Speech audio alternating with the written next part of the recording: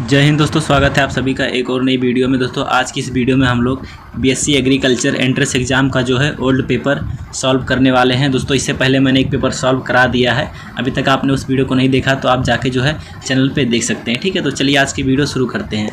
तो देखिए सबसे पहले दोस्तों यहाँ पे एग्रीकल्चर खंड है। ठीक है, कैवा खंड था, 5वां खंड था, तो इसको हम लोग सॉल्व करने वाले हैं। तो देखिए पहला क्वेश्चन है, ड्रिप सिंचाई के अंतर्गत अधिकतम क्षेत्र वाला क्षेत्र कौन सा है। ठीक है, तो किस क्षेत्र में जो है कहाँ पर ड्रिप सिंचाई जो है सबसे अधिक की जाती है। ड्रिप सिंचाई मतलब बूंद बूंद सिंचाई किस क्षेत्र में अधिक की जाती है। उत्तर प्रदेश में, महाराष्ट्र में, गुजरात में, पंजाब में। तो देखिए ड्रिप इरिगेशन दोस्तों जो है वो कहाँ पर सबसे अधिक की जाती है, तो वो महाराष्ट्र में की जाती है। ठीक है, अब यहीं पे पूछे दोस्तों जो है स्प्रिंकलर मेथड के द्वारा यानी कि जो फवारा विधि है उसके द्वारा सबसे अधिक सिंचाई कहाँ की जाती है, तो उसके द्वारा दोस्तों जो सबसे अधिक सिंचाई की जाती है वो हरियाणा में। ठीक है, फवारा विधि या स्प्रिंकलर मेथड द्वारा जो है हरियाणा में सबसे अधिक सिंचाई की जाती है, जबकि ड्रिप सिंचाई के द्वारा जो है महाराष्ट्र में सबसे अधिक सिंचाई की जाती है। ठीक है, अब दोस्तों हमारा नेक्स्ट क्वेश्चन है, जल में सबसे जहरीला प्रदूषक है। ठीक है, पहला आर्सेनिक, दूसरा प्रोपेन, तीसरा मिथाइल आइसोसाइनेट, चौथा है कार्बोनिल।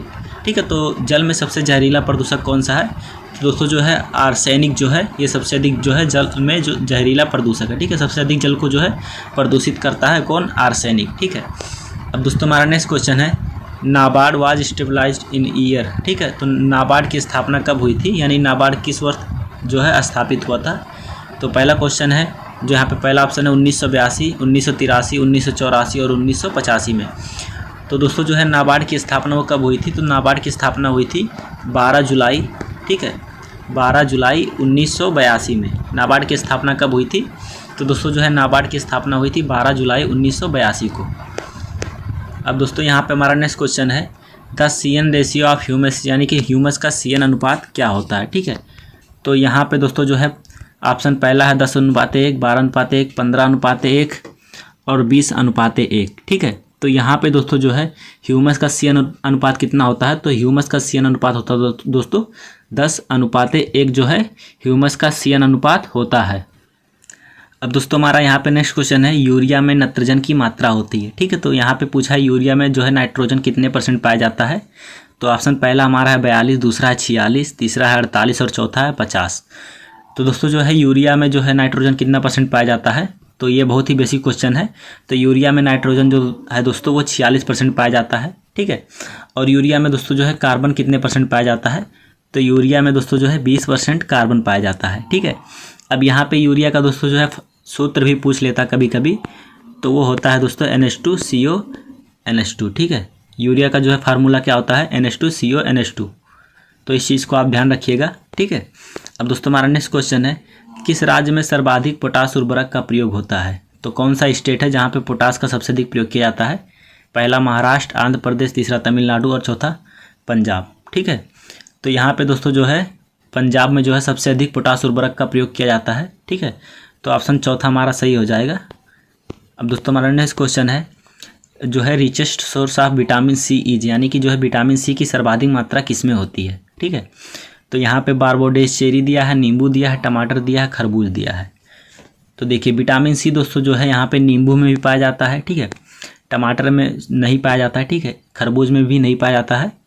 तो यहाँ पे बारबोडेस चेरी दोस्तों जो है इसमें जो सबसे अधिक विटामिन पाया जाता है। ठीक है, तो यहाँ पे दोस्तों जो है बारबोडेस चेरी के बाद किसका नंबर आता है दोस्तों, तो बारबोडेस चेरी के बाद दोस्तों आता है आंवला का नंबर। ठीक है, उसके बाद दोस्तों जो है नींबू का नंबर आता है। तो यहाँ पे सबसे अधिक बारबोडेस चेरी में जो है विटामिन C पाया जाता है। अब दोस्तों हमारा नेक्स्ट क्वेश्चन है, प्याज का उत्पादन सर्वाधिक किस राज्य में होता है, यानी कि जो है किस राज्य में जो है प्याज का उत्पादन सबसे अधिक होता है। तो पहला उत्तर प्रदेश, महाराष्ट्र, पंजाब, मध्य प्रदेश। तो दोस्तों जो है प्याज का उत्पादन सबसे अधिक कहाँ पे होता है, तो प्याज का उत्पादन सबसे अधिक कहाँ पे होता है, महाराष्ट्र में होता है। ठीक है, अब दोस्तों हमारा नेक्स्ट क्वेश्चन है, पपीते के फल का खाद्य भाग क्या है, यानी कि पपीते का जो फल होता है उसका कौन सा भाग जो है खाया जाता है। तो पहला हमारा है मीजोकार्प, पेरिकार्प, इंडोस्पर्म और प्लेसेंटा। तो दोस्तों जो है पपीता और आम का दोस्तों जो है कौन सा भाग खाया जाता है, तो इसका जो है मीजोकार्प खाया जाता है। ठीक है, इसको हम लोग हिंदी में मध्य फल भित्ति बोलते हैं। ठीक है, मध्य फल भित्ति बोलते हैं और इंग्लिश में दोस्तों मीजोकार्प कहते हैं। ठीक है, तो यहाँ पे आप जो नेम है उसको इंग्लिश में ही याद करिए, क्योंकि जो है इंग्लिश नेम जो है हिंदी में लिख के दे देता है और इंग्लिश नेम इंग्लिश में भी रहता है। तो इंग्लिश नेम आप ज़रूर याद करिए। ठीक है। भले ही आपको हिंदी नाम ना पता हो लेकिन इंग्लिश नाम पता होना चाहिए, क्योंकि आप कोई भी कंपटीशन एग्जाम देते हैं तो वहाँ पे इंग्लिश नाम को क्या करता है, हिंदी में लिख के दे देता है, और इंग्लिश वाले बच्चे जो है सही कर देते हैं और हिंदी मीडियम वाले बच्चे जो है यहाँ पे कुछ क्वेश्चन गलत कर देते हैं, ठीक है। क्योंकि इंग्लिश को हिंदी में लिख के दे देता है तो बच्चे जो है हिंदी ही पढ़े रहते हैं, इंग्लिश नहीं पता रहता, तो वहाँ पर क्वेश्चन गलत होने के चांसेस ज़्यादा रहते हैं। अब दोस्तों यहाँ पर हमारा नेक्स्ट क्वेश्चन है, आम किस पादप परिवार में आता है? पहला एनाकार्डियेसी, दूसरा मालवेसी, तीसरा सोलेनेसी और चौथा पेडिलेसी, ठीक है। तो यहाँ पे आम का कुल पूछा है, तो आम जो दोस्तों है एनाकार्डियेसी कुल का पौधा है। अब दोस्तों यहाँ पे हमारा नेक्स्ट क्वेश्चन है, टी बाइंडिंग किस कीट के नियंत्रण हेतु उपयोगी है? पहला मैंगो मिलीबग, काइलोपोट्रिलस, थ्रिप्स और जो है वाइट फ्लाई। तो यहाँ पे दोस्तों जो है टी बाइंडिंग जो है वो किस कीट के लिए जो नियंत्रण के लिए किया जाता है? तो यहाँ पे दोस्तों जो है मैंगो मिलीबग दोस्तों जो होता है उसके लिए ट्री बाइंडिंग किया जाता है। अब दोस्तों यहाँ पे हमारा नेक्स्ट क्वेश्चन है, उसको देख लेते हैं। देखिए, एक कीट की मुख्य विशेषता क्या होती है? ठीक है, एक कीट में दोस्तों जो है वो मुख्य विशेषता कौन सी पाई जाती है? पहला 3 जोड़े पैर, दूसरा मैलपीगियन नलिकाएं, पाचन तंत्र, एंटीना।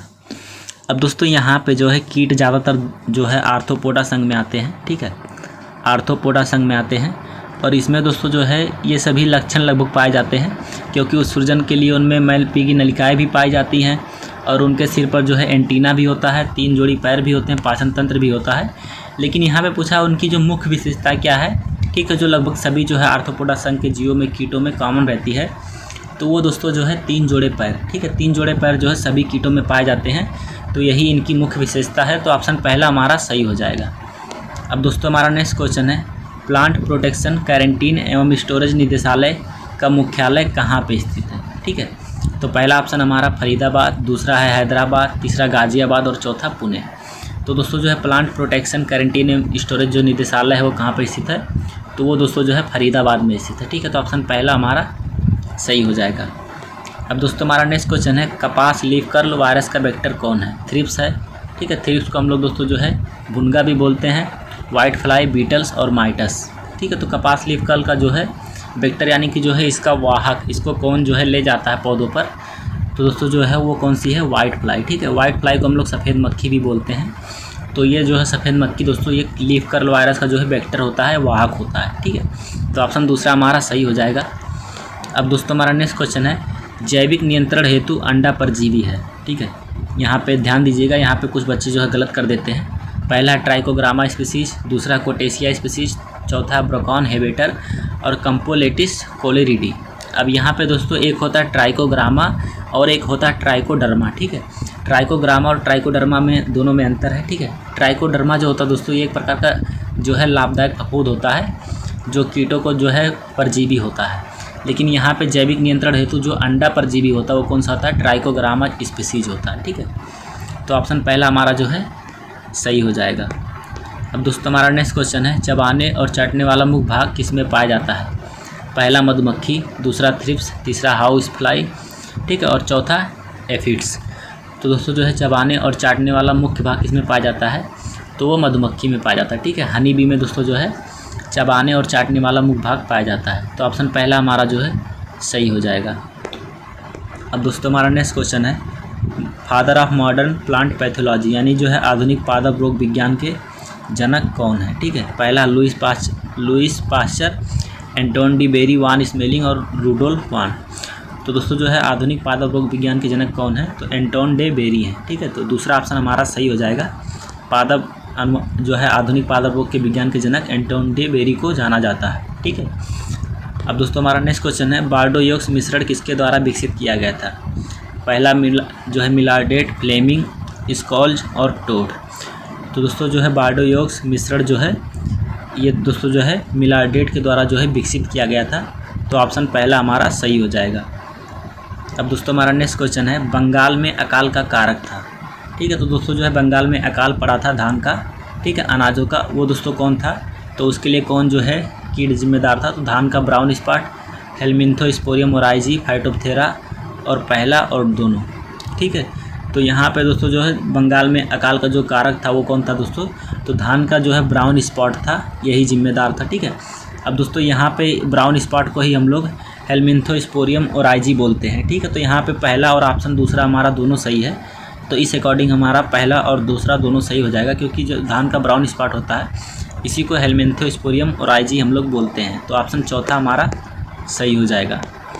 अब दोस्तों हमारा नेक्स्ट क्वेश्चन है, सिट्रस कैंकर का कारक है। पहला जीवाणु, कवक, दूसरा एक्टिनोमाइसिटिस और चौथा विषाणु। तो दोस्तों जो है सिट्रस कैंकर जो रोग है ये किस में लगता है, तो ये नींबू में दोस्तों जो है नींबू का एक फेमस रोग है, ठीक है, जो कि बार बार पूछा जाता है। तो ये किसके कारण होता है दोस्तों, तो ये एक जेंथोमोनास एक्सोनोपोडिस नामक जो है बैक्टीरिया होता है, ठीक है, तो उसके कारण होता है। तो जेंथोमोनास एक्सोनोपोडिस जो है बैक्टीरिया यानी कि जीवाणु, ठीक है, बैक्टीरिया को हम लोग जीवाणु बोलते हैं। तो ऑप्शन पहला हमारा सही हो जाएगा, ठीक है। और दोस्तों अगर जीवाणु का नाम पूछे तो ये भी ध्यान रखिएगा कि जीवाणु का नाम क्या होता है, जेंथोमोनास और एक्सोनोपोडिस, ठीक है। जेंथोमोनास एक्सोनोपोडिस नामक जो जीवाणु के कारण नींबू में जो है सिट्रस कैंकर नामक रोग लगता है। तो दोस्तों हमारा नेक्स्ट क्वेश्चन है, पक्सीनिया ग्रैमिनीस और ट्रिटिसाई गेहूं में किस रोग का कारक है। पहला ब्लैक रस्ट, दूसरा स्टेम रस्ट, तीसरा येलो रस्ट और चौथा पहला और दोनों, ठीक है। तो दोस्तों जो है यहाँ पे ब्लैक रस्ट को हम लोग क्या बोलते हैं, स्टेम रस्ट बोलते हैं, ठीक है। ब्लैक रस्ट को ही हम लोग जो है स्टेम रस्ट बोलते हैं। तो इस हिसाब से दोस्तों जो है हमारा ऑप्शन चौथा पहला और दूसरा दोनों सही हो जाएगा। अब दोस्तों हमारा नेक्स्ट क्वेश्चन है, फ्यूजेरियम बिल्ट कैसे कवक जीव के कारण होता है। पहला मिट्टी जनित, दूसरा वायु जनित, जल जनित और उपरोक्त में से कोई नहीं। अब दोस्तों बिल्ट रोग जो है किन किन पौधों में लगता है ये आप कमेंट करके बताइए, ठीक है। अब यहाँ पे पूछा है फ्यूजेरियम बिल्ट जो है कैसे जो है कवक जीव के कारण होता है।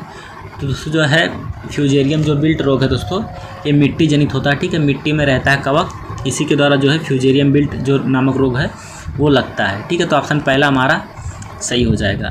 अब दोस्तों हमारा नेक्स्ट क्वेश्चन है, अत्यधिक रेसिड्यू रिटेंशन हेतु कौन सा ड्रिल मशीन उपयुक्त होता है, ठीक है। तो यहाँ पे रेसिड्यू रिटेंशन क्या होता है दोस्तों, तो इसका मतलब होता है जब दोस्तों किसी भी जो है फसल की कटाई की जाती है जैसे धान गेहूँ, तो उसका जब बहुत अधिक अवशेष जो है खेत में बच जाता है तो किस ड्रिल मशीन द्वारा जो है बुआई की जाती है। तो पहला है हैप्पी टर्बो सीटर, दूसरा है शून्य टील, तीसरा है स्ट्रॉ प्रबंधन तंत्र और चौथा है रेस्ड बेड प्लांट। तो दोस्तों जो है जब अधिक जो है फसल अवशेष रहता है तो किसके द्वारा बुआई की जाता है, तो इसके लिए दोस्तों जो है हैप्पी टर्बो सीडर का जो है उपयोग किया जाता है। तो पहला ऑप्शन हमारा सही हो जाएगा। अब दोस्तों हमारा नेक्स्ट क्वेश्चन है, प्राथमिक एवं द्वितीयक टिलेज हेतु कौन सा जो है यंत्र उपयुक्त होता है। यहाँ पे तंत्र दिया है, ठीक है, तो प्राथमिक और द्वितीयक दोनों। तो देखिए यहाँ पे दोस्तों जो है टिलेज मतलब क्या होता है, भू परिष्करण, यानी कि जो है खेतों की जो है जुताई के लिए कौन सा जो है यंत्र सबसे अधिक उपयोगी होता है। तो पहला मोड़ बोर्ड प्लाव, ठीक है, मोड़ बोर्ड जो है प्लाव इसको हल बोलते हैं, देसी हल, रोटावेटर, डिस्क हैरो। तो दोस्तों जो है प्राथमिक और द्वितीयक टिलेज हेतु यानी भू परिष्करण हेतु तो रोटावेटर जो है दोस्तों इसको जो है हम लोग प्राथमिक और द्वितीयक दोनों के लिए प्रयोग करते हैं, ठीक है, भू परिष्करण के लिए। तो ऑप्शन तीसरा हमारा जो है रोटावेटर सही हो जाएगा। अब दोस्तों हमारा नेक्स्ट क्वेश्चन है, संघनन से बचाव हेतु खेत में किस प्रकार का टायर उपयोग में लाया जाता है, ठीक है। तो संघनन से बचने के लिए किस प्रकार का टायर जो प्रयोग करते हैं। तो पहला है ब्लाडर टायर, दूसरा संकुचित टायर, तीसरा है रेगुलर टायर और चौथा है हाई डॉटेड टायर। तो दोस्तों जो है यहाँ पे जो है संघनन से बचाव के लिए जो हम लोग कौन सा टायर प्रयोग करते हैं, तो यहाँ पे यहाँ पे जो है दोस्तों ब्लाडर टायर जो है प्रयोग किया जाता है। तो ऑप्शन पहला हमारा जो है सही हो जाएगा। अब दोस्तों हमारा नेक्स्ट क्वेश्चन है, शून्य टील में किस प्रकार के जो है टाइन्स प्रयोग में लाए जाते हैं। पहला इन्वर्टेड टी ओपनर, दूसरा है एल टाइप, तीसरा पारंपरिक टाइन और उपरोक्त में से कोई नहीं। तो दोस्तों जो है शून्य टील में जो है कौन से टाइल प्रयोग में लाए जाते हैं, तो दोस्तों जो है इन्वर्टेड टी ओपनर जो है टाइल्स प्रयोग में लाए जाते हैं, ठीक है। तो ऑप्शन पहला हमारा जो है सही हो जाएगा। अब दोस्तों हमारा नेक्स्ट क्वेश्चन है, सटीक बीज दर हेतु कौन सी मीटरिंग डिवाइस उपयुक्त है। तो दोस्तों जो है सटीक बीज दर जो है बीज बोने के लिए कौन से जो है मीटरिंग डिवाइस का प्रयोग किया जाता है। तो पहला कप टाइप, दूसरा है इंक्लाइंड प्लेट टाइप और तीसरा है फ्लूटेड रोलर और चौथा उपरोक्त में से कोई नहीं। तो दोस्तों जो है सटीक बीज दर के लिए वो दोस्तों है फ्लूटेड रोलर का प्रयोग किया जाता है। तो ऑप्शन तीसरा हमारा जो है सही हो जाएगा। अब दोस्तों हमारा नेक्स्ट क्वेश्चन है, न्यूक्लियस की खोज किसने की थी। पहला है आर ब्राउन ने, दूसरा है टी बोबेरी ने, तीसरा है फोंटाना ने और चौथा है पैलाडे ने। तो यहाँ पे दोस्तों जो है न्यूक्लियस की खोज किसने की थी, तो जो है रॉबर्ट ब्राउन, यानी कि जो है रॉबर्ट ब्राउन ने दोस्तों जो है केंद्र की खोज की थी। केंद्र को दोस्तों हम लोग न्यूक्लियस बोलते हैं और न्यूक्लियस के ही अंदर दोस्तों जो है न्यूक्लियोलस पाया जाता है। तो न्यूक्लियस की खोज किसने की थी? तो न्यूक्लियस की खोज की थी आर ब्राउन, यानी कि जो है रॉबर्ट ब्राउन ने की थी।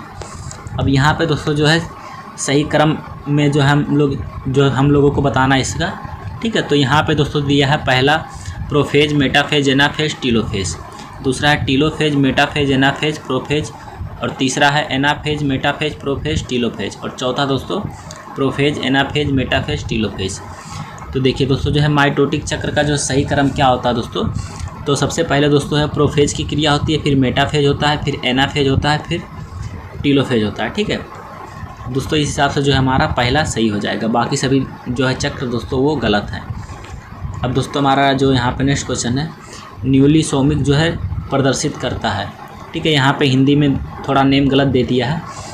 तो जो न्यूली सेमिक होता है दोस्तों वो क्या प्रदर्शित करता है? तो ऑप्शन पहला 2n-1, 2n-1-1, 2n-2, 2n+2। तो दोस्तों जो है न्यूली सोमिक वो क्या प्रदर्शित करता है दोस्तों? तो जो न्यूली सोमिक होता है दोस्तों वो 2n बराबर -2 प्रदर्शित करता है, ठीक है। तो इस हिसाब से दोस्तों जो है ऑप्शन तीसरा हमारा सही हो जाएगा।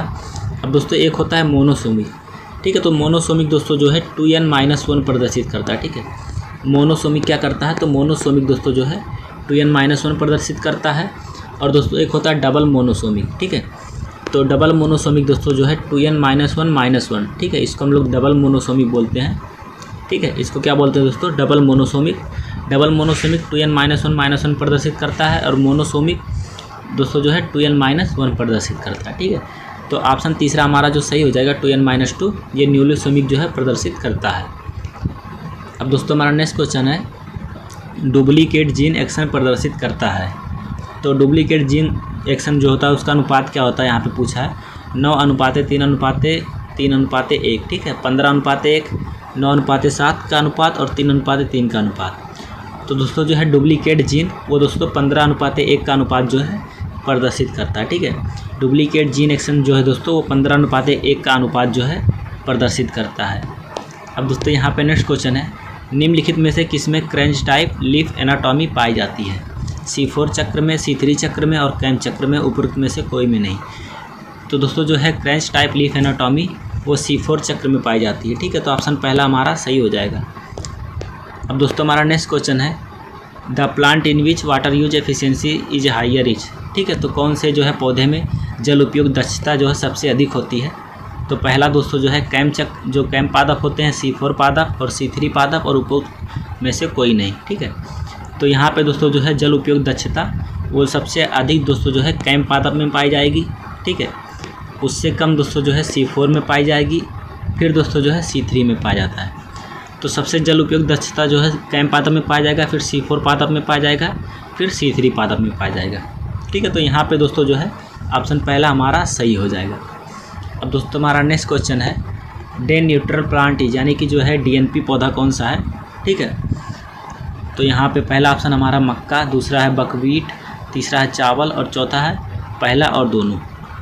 तो यहाँ पे दोस्तों जो है डे न्यूट्रल प्लांट कौन सा है? मक्का भी है और दोस्तों जो है बकवीट भी है, ठीक है। तो ऑप्शन दोस्तों हमारा चौथा सही हो जाएगा, क्योंकि पहला और दूसरा दोनों सही है। तो यहाँ पे मक्का और बकवीट जो है DNP प्लांट्स हैं, ठीक है।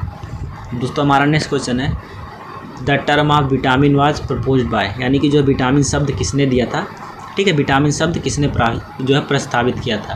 पहला फंक ने, दूसरा फिशर ने, वाटसन ने और चौथा सेल्फोर्ड ने। तो दोस्तों जो है विटामिन शब्द किसने प्रस्तावित किया था? तो विटामिन शब्द दोस्तों जो है फंक ने दिया था, ठीक है। ये बहुत ही बेसिक क्वेश्चन है, लगभग सभी बच्चों को पता होगा। अब दोस्तों हमारा नेक्स्ट क्वेश्चन है, यहाँ पे डार्क रिएक्शन कहाँ होता है, ठीक है। तो पहला है स्ट्रोमा, दूसरा है ग्रेना, तीसरा क्लोरोप्लास्ट और चौथा है गोल्जी बॉडी। तो दोस्तों जो है अप्रकाशिक अभिक्रिया कहाँ पे होती है? तो देखिए इसको एक ट्रिक से हम लोग याद करेंगे। डार्क रिएक्शन दोस्तों कहाँ पे होता है? तो डार्क रिएक्शन को हम लोग DS से याद करते हैं। तो D से डार्क रिएक्शन हो गया हमारा दोस्तों, और S से हो गया स्ट्रोमा। तो स्ट्रोमा में दोस्तों जो है अप्रकाशिक अभिक्रिया होती है, और ग्रेना में दोस्तों जो है प्रकाशिक अभिक्रिया होती है, ठीक है। ग्रेना में क्या होता है दोस्तों? प्रकाशिक अभिक्रिया होती है, जबकि जो है डार्क रिएक्शन कहाँ पे होता है अप्रकाशिक अभिक्रिया? तो वो दोस्तों होती है स्ट्रोमा में। तो ऑप्शन पहला हमारा सही हो जाएगा। अब दोस्तों हमारा नेक्स्ट क्वेश्चन है, सदा हरित क्रांति शब्द किसने दिया था? तो पहला है डॉक्टर एम.एस. स्वामीनाथन, दूसरा है बी.पी. पॉल, तीसरा है नॉर्मन ई. बोरलॉग और चौथा है जोगिंदर सिंह। तो दोस्तों जो है सदा हरित क्रांति शब्द किसने दिया था? तो सदा हरित क्रांति शब्द दिया था दोस्तों एम.एस. स्वामीनाथन ने। अब दोस्तों यहाँ पे जो है नेक्स्ट क्वेश्चन हम लोग देख लेते हैं। तो देखिए नेक्स्ट क्वेश्चन है दोस्तों BIS से संबंधित है, ठीक है, किससे? तो दोस्तों जो है Borlaug institute of south Asia, ठीक है, Borlaug institute of semi arid, जो है Borlaug institute of south Asia, उपरोक्त में से कोई नहीं। तो BIS से दोस्तों जो है वो किससे संबंधित है? तो वो Borlaug institute of south Asia से संबंधित है, ठीक है। तो इसका सही फुल फॉर्म दोस्तों जो है पहला हमारा सही हो जाएगा। अब दोस्तों हमारा नेक्स्ट क्वेश्चन है जनसंपर्क किन हेतु एक माध्यम है, ठीक है। तो यहाँ पे दोस्तों जो है पहला 2 से 5, तीसरा 10 से 12, चौथा यहाँ पे दोस्तों जो है 20 से 50 दिया है और दोस्तों जो यहाँ पे 30 दिया है, ठीक है। तो जनसंपर्क दोस्तों जो है वो हमारा चौथा सही हो जाएगा, ठीक है। तो चौथा ऑप्शन हमारा जो है सही हो जाएगा। अब दोस्तों हमारा नेक्स्ट क्वेश्चन है, यहाँ पे पूछा है मैनेज कहाँ स्थित है? पहला हैदराबाद में, दूसरा मुरादाबाद में, तीसरा पटना में और चौथा दिल्ली में। तो दोस्तों मैं जो है मैनेज कहाँ पे स्थित है? तो मैनेज दोस्तों जो है हैदराबाद में स्थित है। तो ऑप्शन पहला हमारा जो है सही हो जाएगा। अब दोस्तों हमारा नेक्स्ट क्वेश्चन है जो है टीवी कहाँ पे जो है प्रथम बार किस राज्य में शुरू किया गया था? टीवी का मतलब क्या होता है दोस्तों? ट्रेनिंग एंड विजिट प्रणाली, ठीक है। यहाँ पे ट्रेनिंग एंड विजिट सिस्टम जो है फर्स्ट टाइम किस स्टेट में जो है शुरू किया गया था? तो पहला हमारा है राजस्थान, दूसरा महाराष्ट्र, तीसरा उत्तर प्रदेश और चौथा है पुडुचेरी। तो दोस्तों जो है ट्रेनिंग एंड विजिट जो है सिस्टम सबसे पहले कहाँ पे शुरू किया गया था? तो सबसे पहले शुरू किया गया था दोस्तों राजस्थान में। तो ऑप्शन पहला हमारा जो है सही हो जाएगा। अब दोस्तों बस क्वेश्चन खत्म हो गया, ठीक है। तो बस आज की इस वीडियो में इतना ही दोस्तों, और वीडियो आपको अच्छी लगी हो तो वीडियो को लाइक कर दीजिएगा, ठीक है। मिलते हैं अगली नेक्स्ट वीडियो में, तब तक के लिए जय हिंद, जय भारत।